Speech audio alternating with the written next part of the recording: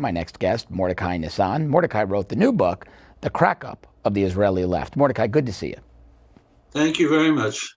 Now, this book struck me because there were so many parallels between the Israeli left and this radical socialist American left, but Israel seems to have at least found common ground on issues of national security, domestic security, that we can't seem to find here in the United States. What do you think caused that? In Israel, there's a basic security imperative, which everybody understands, and therefore there's a commitment to serve the country, serve in the army, and defend it from all enemies. But at the same time, the left has a political ideological agenda which threatens the security interests of the country, and we saw that most formidably when a leftist government in the early 90s under Yitzhak Rabin adopted the Oslo process to withdraw from territories essential for our well-being, actually arm our enemy, the PLO, and support the establishment virtually of a Palestinian state. So there the left took decisions terribly detrimental to the well-being of the country.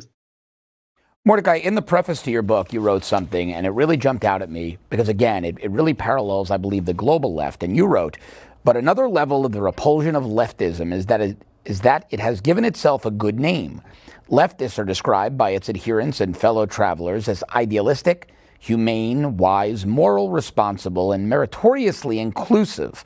All of their defects are whitewashed and certified as sanitized by normalcy. It was one of the most accurate descriptions of the left and the way their media allies treat them that I've ever read. So here's my question. I'm a leftist in Israel. I'm living in the same Israel as a conservative. I'm facing the same missile attacks. If I'm out of the country, I'm watching the footage of the Iron Dome being put to work protecting my fellow Israelis against these missile attacks. What is going on in that collective leftist psyche in Israel that makes them believe that the Palestinians and other actors in the region want peace, want anything other than to eradicate them from the face of the earth? The first thing is that the left, the radical left, the far left, which was terribly defeated in this election yesterday, that radical left really is alienated from its own native Jewish Zionist sense.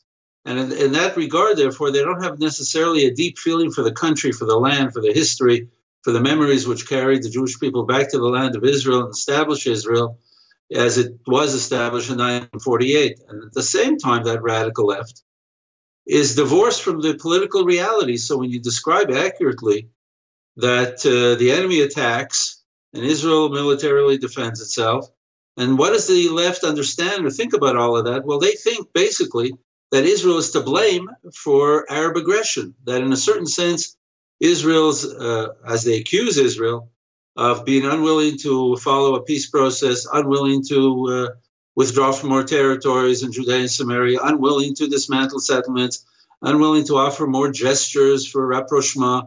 And therefore, the left accuses Israel as having forced, quote unquote, forced the Arabs to adopt violence, terrorism, attacks in order to achieve their goals, when really Israel has made gestures and has capitulated virtually toward the Arabs. And yet the Arabs, of course, are still unsatisfied with that it's inadequate, and therefore they continue the war against us. What is it in the mind, the collective psyche of leftists around the world, Mordechai, that they can't seem to come to terms with the concept that policies of appeasement don't work? When you try to appease someone who wants to kill you, it only emboldens them. This is something I'll never understand. You know, it's not necessarily easy for me to understand as well. I live with this problem here in Israel with my fellow citizens. It's something like after more than 100 years of warfare, far preceding the establishment of the state in 1948, and until today, for all intents and purposes, that this war of the Arabs against Israel, against the Jews, against Zionism, has been unresolvable for the basic reason, as you suggest, that the Arabs are committed ultimately to their final goal, which is the destruction of the Jewish state of Israel. But for some Israelis, this long period of time of having to endure tension and suffer losses and pay sacrifices with lives and so on has basically forced them to wither and collapse in the face of this assault. And therefore, they have been unable to maintain a sufficient degree of morale and honor. And at that point, they're willing to capitulate to the Arabs. But I should add, and it was demonstrated in the election results, that overwhelmingly most Israelis, probably about 2/3 at least, of the total Jewish population in the country, really stand strong and stand straight and understand the nature of the game, quote unquote, which is that the Arabs are out to harm us and attack us and terrorize us. And that in the face of all of that, of course, we have to be strong. And Netanyahu and Likud are leading the country with this policy and agenda for our well-being. And the title of the book is The Crack-Up of the Israeli Left. So do you think with Netanyahu's now 5th term as prime minister, it's going to further erode the left in Israel? The left is on a political slide now for decades, and I basically show that in the book.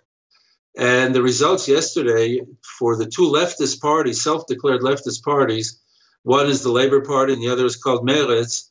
Together, they only got 10 or 11 seats. And we're talking about a parliament, Knesset, of 120.